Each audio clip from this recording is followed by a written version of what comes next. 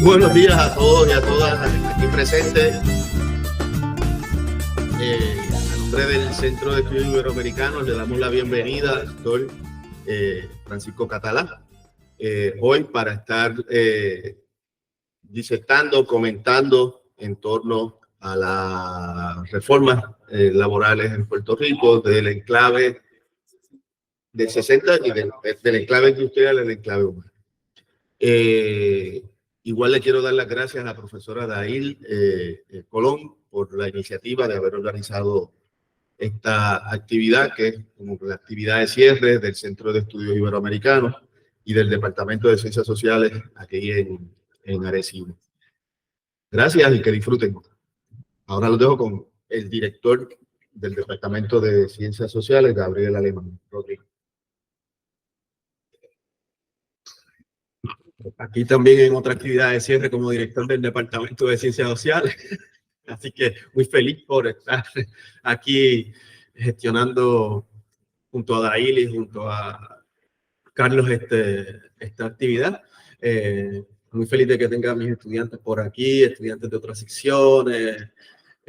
Para eso es que se hacen estos encuentros, para demostrar que la universidad es un lugar de pensamiento, de ideas, de cultura, y ese es nuestro compromiso en el Centro de Estudios Americanos, en el Departamento de Ciencias Sociales, y pues un honor, como siempre, compartir con uno de nuestros profesores fundadores de esta institución y de este departamento, el profesor Francisco Catalá, que tenemos el privilegio ya de incorporar a este centro que se da el orgullo de compartir con personas tan excepcionales, sobre todo como académico, como economista y como profesor, amigo, etcétera, humano. Quiero decir que Dail se ha ganado un lugar muy importante en el centro, pero además en el departamento y en la gestión como académica. Y de verdad que nos enorgullece mucho que estés aquí con nosotros, colaborando, aportando a este proyecto universitario. Y bueno, nada, que palabras de alegría, sobre todo para mí que te conozco hace tantos años y que te llevo en el corazón. Así que nada, un abrazo. Así que Dail, pase por acá.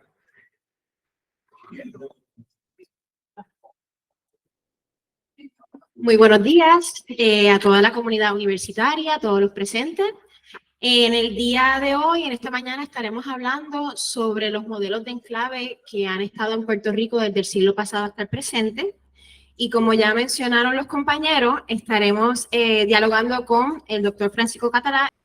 Antes de comenzar, me gustaría pues, compartir unos pequeños datos sobre los ponentes presentes. El doctor Francisco Catalá Oliveras posee una maestría en planificación de la Universidad de Puerto Rico en Río Piedras y un doctorado en economía de la Universidad de Georgetown en Washington, D.C. Se instala como profesor por primera vez en nuestra Universidad de Puerto Rico en Arecibo, en el Departamento de Ciencias Sociales, y se retira de la academia en la Universidad de Puerto Rico en Río Piedras del Departamento de Economía.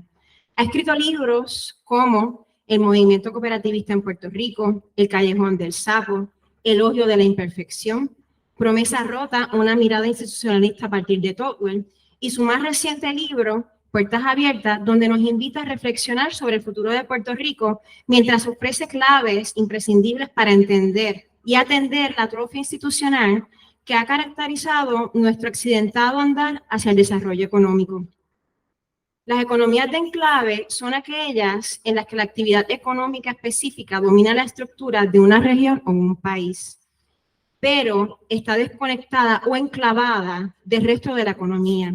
En otras palabras, la actividad económica predominante opera de manera aislada y tiene poca integración con otras actividades locales. Estos enclaves económicos a menudo están vinculados con la extracción o explotación de recursos naturales como petróleo, minerales u otros productos agrícolas en específico. Algunas de estas características de este modelo son dependencia de una actividad principal, falta de diversificación económica. La región puede estar altamente especializada en producción o extracción de recursos, pero tiene poca presencia en otros sectores. La actividad también puede generar ingresos y empleos, pero es posible que no cree vínculos significativos con otras actividades económicas locales. Vulnerable a fluctuaciones en los precios. Involucra una presencia de empresas extranjeras que controlan y operan la actividad principal. Y por último, los enclaves se manifiestan ocasionando impactos ambientales. En el día de hoy estaremos conversando cómo Puerto Rico ha dependido de los modelos de enclave. ¿Son estos modelos sinónimos de desarrollo o crecimiento económico o subdesarrollo? ¿Cuáles son las diferencias de los enclaves de hoy? ¿Qué alternativas tiene Puerto Rico para aspirar a un desarrollo y crecimiento económico? Estas son algunas de las preguntas que estarán contestando nuestros invitados en la mañana de hoy. Espero que puedan disfrutar y empaparse académicamente para poder generar ideas en un futuro. Gracias. El doctor Francisco Catalá le da la palabra a nuestro maestro y profesor.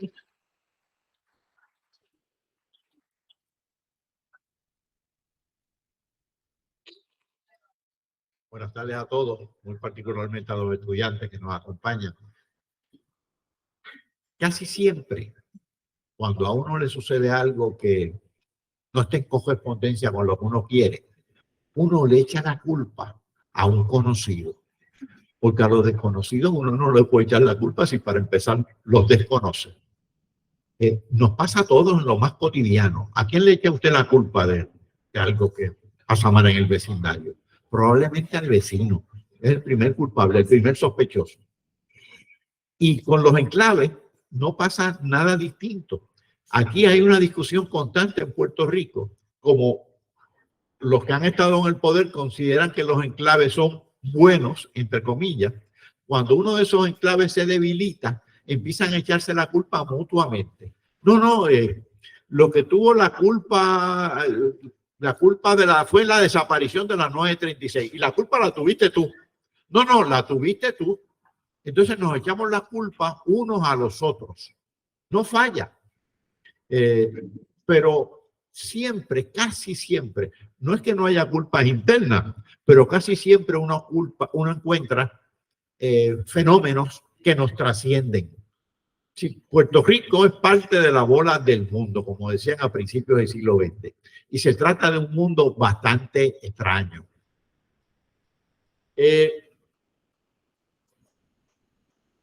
La historia mundial en los últimos siglos ha sido, por un lado, una historia de procesos colonizadores y de esfuerzos descolonizadores. A veces con más o menos buena fortuna, a veces con muy mala fortuna. En esos procesos, generalmente los países centrales, los países poderosos, los países imperiales, establecen enclaves en los países periféricos, en los países colonizados, en los países subdesarrollados, en el resto del mundo, como usted le quiera llamar. Esos enclaves cobran distintas formas. Son bolsillos de actividad dentro de un país. A veces pues son plantaciones, en otras ocasiones pueden ser enclaves mineros, enclaves manufactureros. Y como los protagonistas son distintos, pues cada uno tiene su particularidad. Si uno traza la historia económica del siglo XX en Puerto Rico, lo que ve es una sucesión de enclaves. Desde el monocultivo azucarero de principios del siglo XX, a fines del siglo XIX, la industria azucarera en Puerto Rico era relativamente modesta. Había sido más importante anteriormente, pero a fines del siglo XIX, el café había cobrado prominencia. De hecho, era el principal producto de exportación. Pero con la llegada de los norteamericanos, con la invasión de los norteamericanos en el 1898, ese cuadro cambia bien rápido. Ya para el 1905, 1910, la producción azucarera en Puerto Rico se había multiplicado por un múltiplo fácil de 5 o 7, si se compara con los fines del siglo XIX. Así que se establece una plantación azucarera en Puerto Rico. Los enclaves no son puros. En Puerto Rico había mucha producción de agricultores locales, los llamados colonos. Pero ciertamente gran parte del sector azucarero empieza a ser protagonizado por capital externo. Y ese capital externo no únicamente se ubica en un país para realizar actividad productiva en ese país, sino para remitir las ganancias a donde están los dueños de ese capital. Así que la emisión de ganancias siempre se acompaña del enclave, o más bien el enclave siempre se deja acompañar de la emisión de ganancias.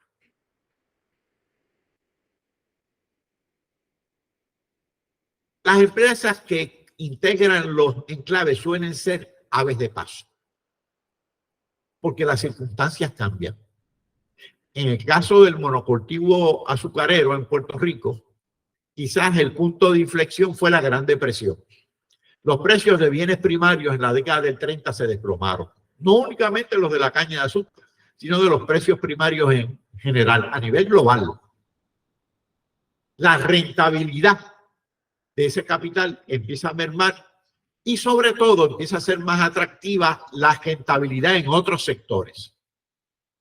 Ya comienza en Puerto Rico a hacer su aparición la manufactura.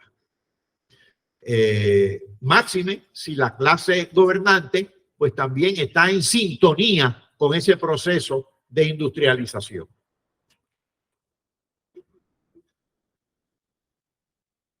La manufactura en Puerto Rico se desarrolla en 3 etapas. La primera es la de la industria liviana, compuesta eminentemente por ropa, textiles, telas.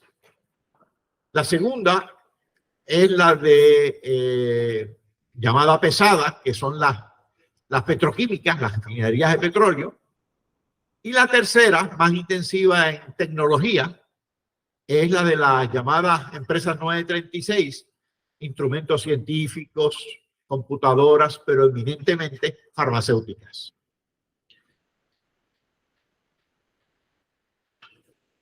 Luego que con la Gran Depresión desaparece prácticamente el enclave azucarero en Puerto Rico, como también se transforma en otros lugares del Caribe,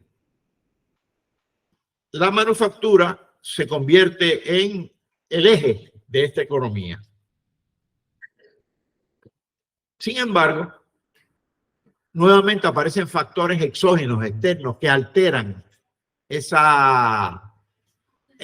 rumbo manufacturero. En el caso de la industria textil, industria liviana, que es intensiva en mano de obra, pues hay varios factores que conspiran en contra de su permanencia en Puerto Rico. En primer lugar, los salarios en Puerto Rico empiezan a subir poco a poco. En segundo lugar, Estados Unidos siempre se ha caracterizado por tener tarifas arancelarias altas. Ha sido un país eminentemente proteccionista. De hecho, tuvo las tarifas más altas del mundo durante gran parte del siglo XIX y del siglo XX.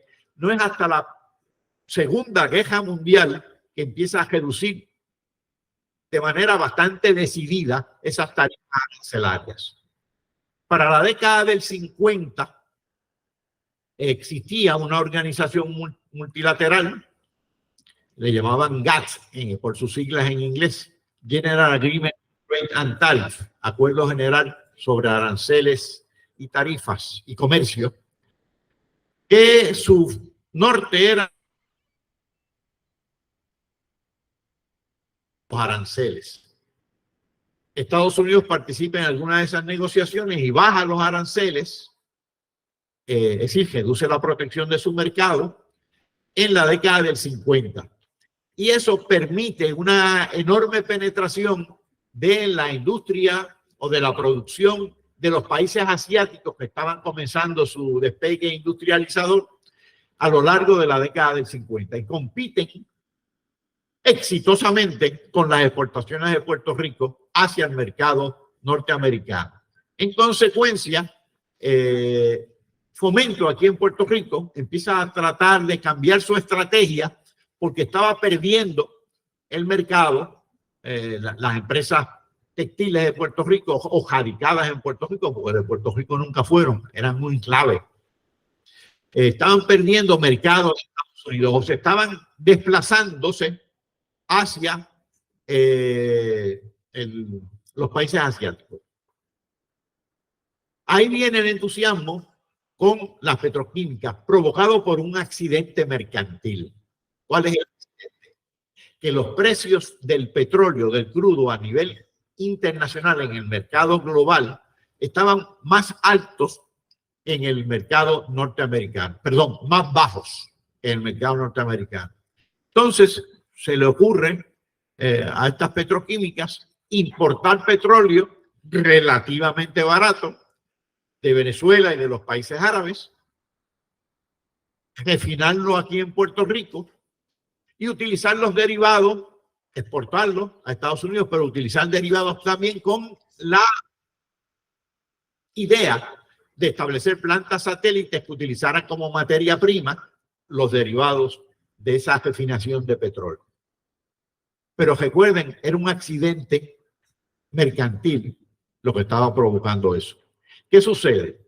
A lo largo de la década, a fines de la década del 50 y a lo largo de la década del 60, cobra prominencia en la OPEP, la Organización de Países Productores de Petróleo, que no es otra cosa que un cartel para controlar los precios del petróleo. Y la actividad de ese cartel se traduce en que los precios del petróleo a nivel del mercado internacional se vayan por encima de los precios del crudo que prevalecían en el mercado norteamericano. Y eso coloca a Puerto Rico, que estaba importando petróleo de ese mercado, en una posición competitiva muy desfavorable. El resultado fue el desplome, un desplome realmente catastrófico de todas las refinerías de petróleo en Puerto Rico. Los que no vivieron eso lo pueden ver si pasan por la refinería Corco, que queda allá en el barrio Tallaboa de Peñuelas, entre Peñuelas, Guayanilla, Ponce, Yauco. Y ahí pueden ver un pueblo fantasma.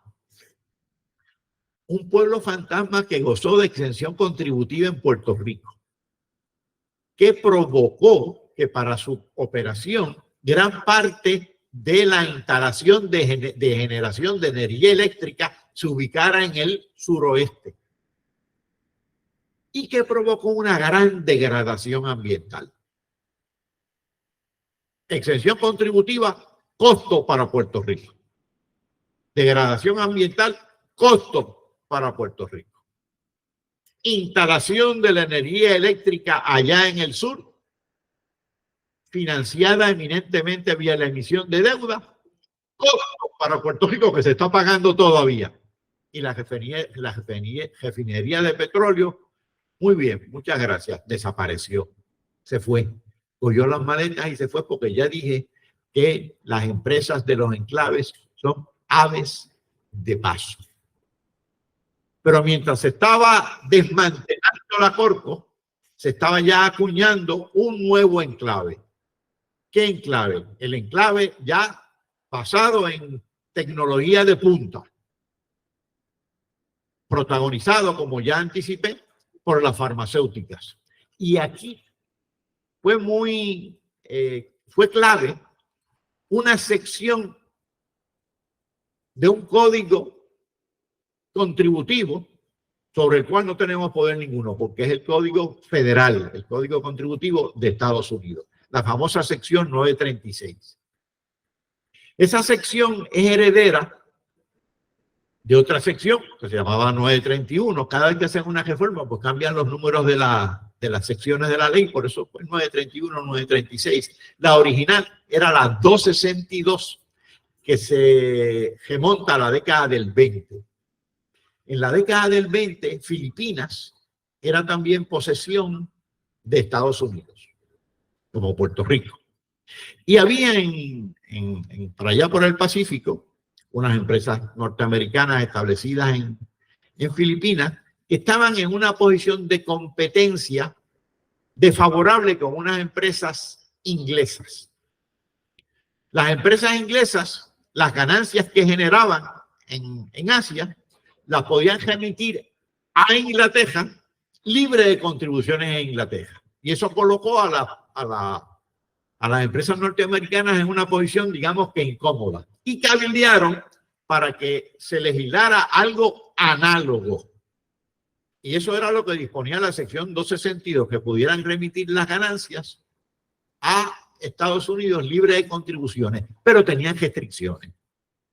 Esa sección 262 disponía que solamente podía remitir esas ganancias libres de contribuciones en Estados Unidos, al llegar a Estados Unidos, si liquidabas la empresa. Entonces, eso servía como incentivo a liquidaciones artificiales o, si no hacían la liquidación, a que esas ganancias se depositaran, se ubicaran fuera de Estados Unidos, porque una vez las remitías a Estados Unidos, allá tenían que pagar contribuciones. Y eso fue creando una gran suma de capital, de dinero, capital financiero norteamericano ubicado fuera de Estados Unidos.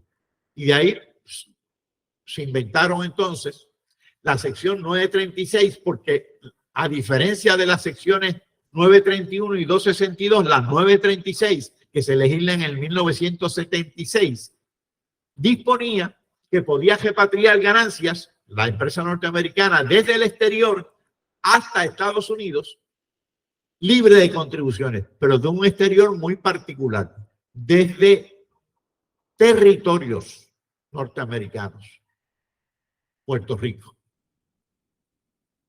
Y Puerto Rico se convierte en el protagonista de la sección 936. Por lo tanto, esa sección servía para que esos fondos que estaban por ahí perdidos en el espacio se circularan por Puerto Rico, se enviaban a Estados Unidos libre de contribuciones en Estados Unidos. Eso da estímulo, sirve de estímulo para que se desarrolle aquí la industria farmacéutica, que tiene altas tasas de ganancia, y también la sección disponía lo siguiente: no únicamente esa industria cobijada por esa sección eminentemente farmacéutica, aquí hay una vibración extraña, algo debo haber tocado. La tecnología y yo somos enemigos naturales. Yo me crié en el pueblo de Yauco, no hace tanto, pero para que ustedes vean qué rápido es el cambio. En Yauco, cuando yo me crié, eso fue el otro día, no había teléfono. Esta interrupción Hablando de teléfono, era inconcebible. No es que no hubiera celulares, no había teléfono, no había televisión. Eso es el otro día. Bueno, no ayer, pero antes de ayer. Y ahora estas cosas a mí naturalmente me confunden. Sin embargo, mire cómo se acostumbra uno. Yo no puedo salir de casa sin esto. Me siento incompleto. Voy a ver si lo apago. Un amigo me estaba llamando para almorzar y para libar. Bueno, las 936 no únicamente disponían que de la operación del negocio, las ganancias que derivaran de esa operación, pudieran repatriarlas y que fueran libres del pago de contribuciones en Estados Unidos, sino que además podías hacer inversión financiera y la rentabilidad de esa inversión financiera, es decir, los intereses, poderlos también repatriar. Fíjense qué ventaja tenía esto, porque así los bancos radicados en Puerto Rico podían pagar relativamente pocos intereses, lo cual les resulta conveniente al banco, porque es un costo para el banco, porque esas empresas estaban dispuestas a depositar aquí, aunque los intereses no fueran tan altos, porque después de todo iban a estar libres del pago de contribuciones.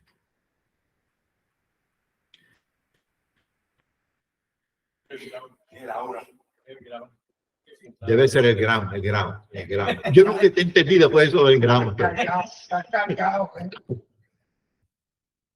Yo estoy presumiendo que es la fuerza de mi energía.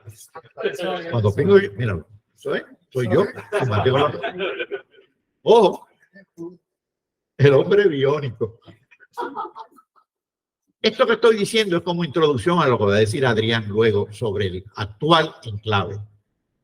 Esta 936, pues depositaban aquí en la banca pública y en la banca comercial. La banca pública era el Banco Gubernamental de Fomento y el Banco de Desarrollo. Por ley tenían que depositar X fracción en esos bancos, más en los bancos comerciales, Banco Popular, Banco el otro. Pero había un reglamento que disponía que esos fondos deberían utilizarse de tal o cual manera. El Departamento del Tesoro de Estados Unidos investigó en más de una ocasión cómo se utilizaban esos fondos 936 y rindió 6 informes. El último fue de marzo de 1989, unos cuantos años antes de la derogación de la sección. ¿Y qué decía el informe? El informe, si uno lo lee bien, parece un catálogo de delitos económicos. Uno, no están usando los fondos para lo que dispone la reglamentación. Los están usando, por ejemplo, los bancos los usaban para especular. Pues se supone que los uses para financiar actividades productivas. No, la sección 936 sonará muy bonito como mecanismo de promoción, pero le está costando al gobierno federal tanto. Y además, en Puerto Rico le están dando también exención contributiva. Y esas ventajas fiscales no están en correspondencia con la actividad económica y con la generación de empleo. Algo está pasando ahí. Número 3, no hay eslabonamiento. Es decir, son un enclave. Estas empresas no están vinculadas al resto de la economía, por lo tanto, no estimulan al resto de la economía. Todo eso lo dice el informe del Departamento del Tesoro. Es del 89 y en el 92-93, antes de la derogación, con la administración demócrata de Clinton, enmiendan la sección 936 y le ponen restricciones. Y 2 o 3 años después la derogan. Fíjense que estos enclaves se han transformado o han desaparecido en función muchas veces de fuerzas exógenas. Caña de azúcar, la Gran Depresión, el desplome del precio de los bienes primarios. El enclave petrolero, el cambio en el accidente mercantil entre los precios del petróleo a nivel internacional y el precio del petróleo en el mercado estadounidense. La sección 936, cálculos y críticas del Departamento del Tesoro a los que Puerto Rico hacía caso omiso, generalmente. Y claro, había aquí sus diferencias también, porque tampoco hay que ignorar que el Partido Nuevo Progresista hizo su campaña para que la derogaran, porque por una razón sencillísima, que la sección 936 era incompatible con la estadidad. Lo paradójico de eso es que entonces las empresas que estaban cobijadas por la sección 936, las llamadas corporaciones de posesiones, se convirtieron en corporaciones foráneas controladas, cobijadas por la sección que cobijan a las empresas de Estados Unidos que operan en mercados extranjeros, también incompatibles con la estadidad. ¿Y por qué mercados extranjeros? Porque Puerto Rico, para propósitos tributarios, es extranjero, es foráneo. A esto se le llaman corporaciones foráneas controladas, porque son corporaciones norteamericanas establecidas en una jurisdicción foránea, controladas por accionistas norteamericanos. Corporación foránea controlada. Operan en Puerto Rico lo mismo que en República Dominicana, lo mismo que en Singapur. O por cierto, también no, aún más incompatibles con la estadidad. Pero esas son las paradojas de la política, ¿no? Pero con esto no quiero subestimar, como he dicho ya varias veces, las variables externas que han incidido en el establecimiento, en la operación y luego en la desaparición del enclave. Porque el enclave no es controlado por fuerzas internas, ningún enclave. Hemos transitado por esos enclaves durante el siglo XX. Todavía están los remanentes de la sección 930, de las empresas 936, pero ahora, como ya dije, cobijadas por otras secciones del Código Federal de Rentas Internas, en este caso, las llamadas corporaciones foráneas controladas. Ahora hemos transitado hacia, o estamos transitando, o estamos en medio de otro enclave, pero este no es un enclave de inversión directa externa, que lo que quiere decir es establecimiento de empresas directamente. No es de farmacéutica, no es de petroquímica, ni mucho menos de plantaciones azucareras. Ahora el enclave es de gente, de carne y hueso. No como ustedes y como yo, casi como ustedes y como yo, solamente biológicamente como nosotros, pero económicamente no, biológicamente como nosotros. Y ese enclave tiene la misma lógica, en esencia, de los enclaves que los precedieron. Emisión de ganancias, aislamiento,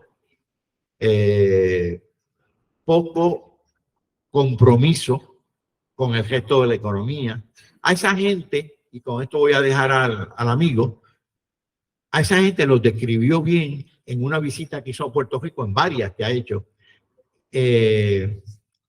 Joseph Stiglitz, Premio Nobel de Economía, y los describió muy bien. Dice, son evasores fiscales, no tienen ninguna fidelidad del país de donde proceden. Con ese país no tienen ninguna fidelidad. Mucha menos van a tener con el país al que llegan. Solamente tienen fidelidad con las evasiones fiscales a que están requete acostumbrados. Y hablemos de algo agradable. Se me fueron los estudiantes ya, caramba. Es que ya se acabó la universidad. Algo tan lindo como, por ejemplo, el amor. Dicen que es eterno, pero cambia de lugar. O dicen que es ciego. Mejor es mantener los ojos bien abiertos porque no te equivocas. Pues los enclaves cambian de lugar. Ya dije que son bien movibles.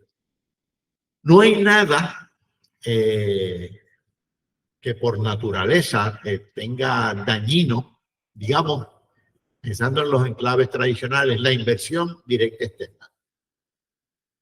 Es más, puede ser, siempre y cuando no se traduzcan en enclaves explotadores, puede ser en algunas instancias muy útil. Por ejemplo, tú puedes tener una política para tratar de acceder a distintos mercados vía la atracción de capital de distintos mercados, porque es un mecanismo para acceder a esos mercados.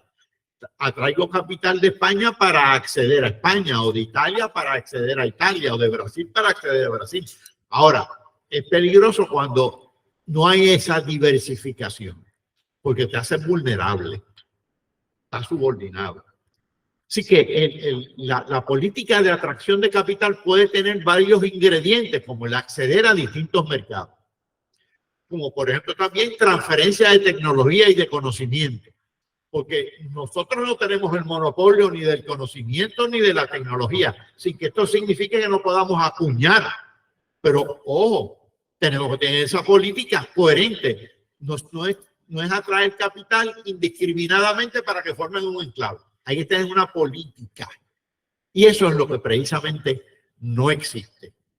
Es más, a un Puerto Rico teniendo mucho capital, le podría convenir atraer capital externo si está inscrito en ese tipo de política que no ha existido aquí nunca. Se hacen a veces referencias retóricas a la transferencia de tecnología, pero no hay ninguna política coherente sobre el particular. Con relación a la gente,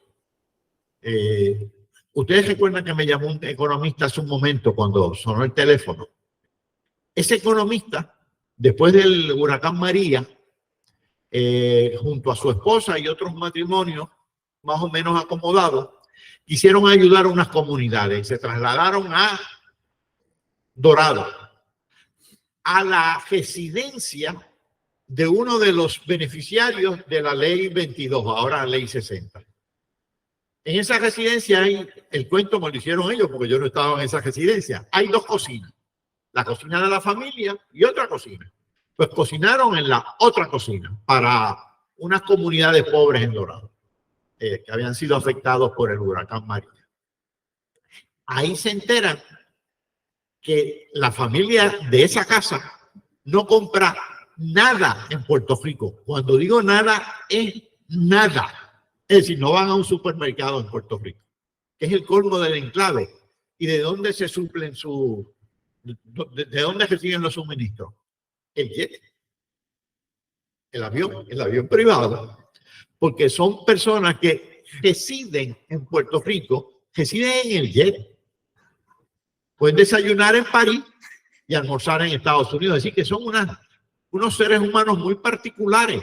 No es el individuo que se establece en Puerto Rico, como ustedes conocen tanto. Yo venía hablando con Dail, de un amigo cubano y de un amigo norteamericano, que fueron profesores de economía en el Departamento de Economía, y eran las personas más colaboradores que uno pueda imaginar.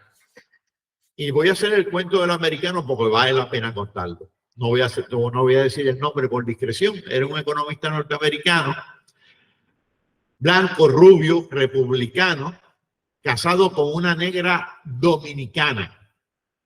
Tuvieron hijos en Estados Unidos y él dijo, yo no voy a criar mis hijos en Estados Unidos. Yo los voy a criar en un ambiente más favorable para la diversidad racial. Y se mudó a Puerto Rico y los crió aquí. Y yo le pregunté, Arthur se llamaba, Arthur, ¿y te arrepentiste de la decisión que tomaste?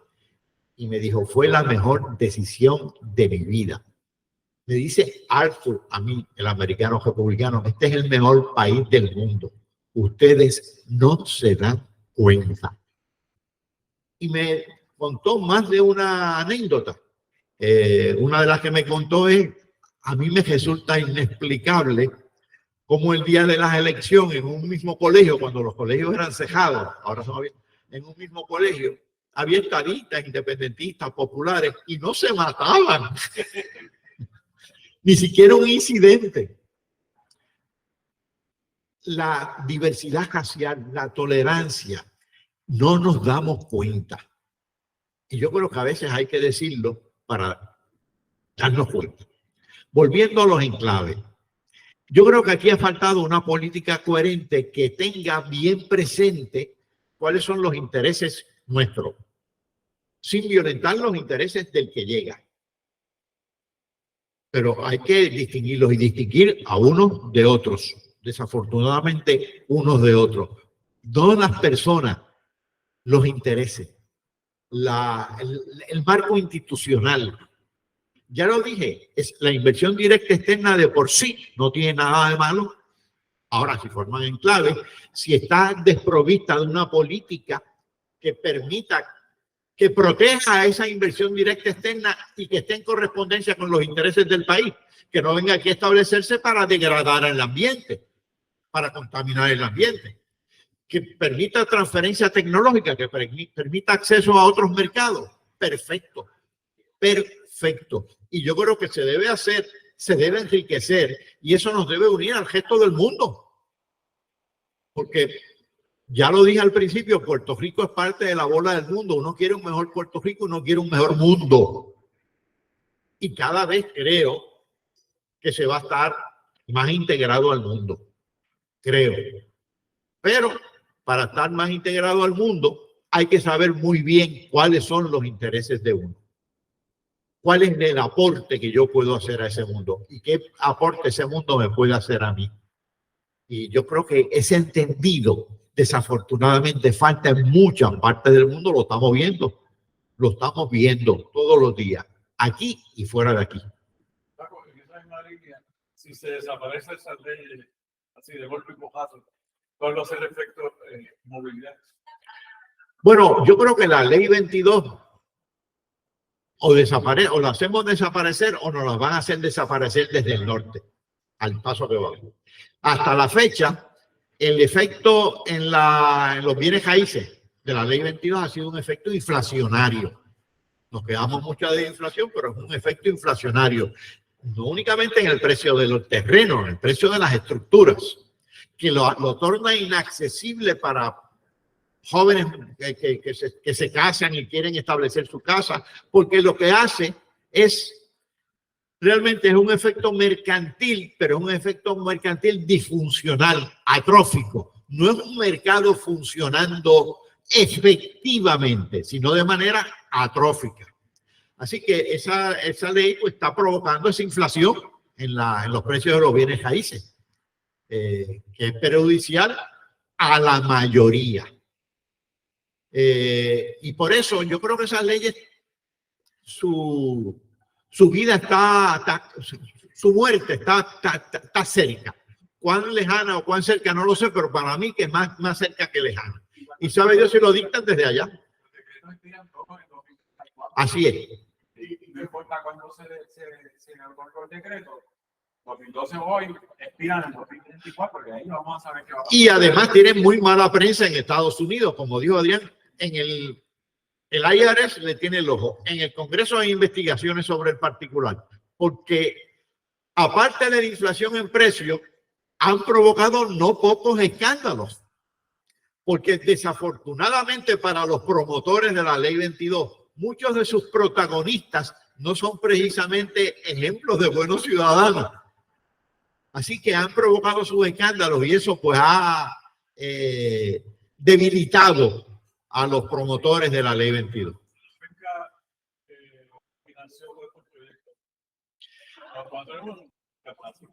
Sí. La banca aquí ha recibido varios cantazos, como fue la eliminación de la 936, porque, por cierto, que era también algo atrófico. Pocos depositantes en una banca, mira, eran 20 o 40 empresas 936 que retiraran sus depósitos de repente, desestabilizaban la banca. Pues de arranque, eso era disfuncional y atrófico. Hay muchos países, sobre todo los pequeños como Singapur, Chipre, que se pasan casi a nivel fanático calculando índices de vulnerabilidad. En Puerto Rico no lo hacemos y lo deberíamos hacer. Por ejemplo, Singapur es uno que a mí me llama la atención. Si están exportando mucho al mercado norteamericano, digamos más de un 20 o 25% de sus exportaciones, o al chino, dicen, ojo, no es que reduzcamos las exportaciones a ese gran mercado, pero hay que aumentarlas de alguien más porque hay que evitar la especialización, diversificar. Y en Puerto Rico nunca nos hemos fijado en esos índices de vulnerabilidad porque siempre se cuenta con una instancia superior. Llamémosle gobierno federal de Estados Unidos. Pues están, qué sé yo, los fondos federales que en cualquier cosa pues son un amortiguador. Y de hecho, los países africanos que reciben mucha ayuda del exterior generalmente tienen sistemas fiscales débiles. Hay congelación, porque tienes ese mecanismo, ese acceso. Así que con esos índices de vulnerabilidad deberíamos aprender a calcularlos. Aquí en los cursos de economía no se habla de indicadores de vulnerabilidad. En los países insulares, sobre todo, y pequeños, se habla mucho de indicadores de vulnerabilidad. Y en Puerto Rico ahora, oye, yo creo que el huracán María hizo patente nuestra vulnerabilidad. Depender, por ejemplo, de un puerto en Estados Unidos, que hay una huelga o un accidente natural en ese puerto y desestabiliza el flujo de importaciones y de exportaciones, pues eso es un índice de vulnerabilidad. A mí me parece que eso sería un buen camino, empezar a estar consciente de esos indicadores de vulnerabilidad.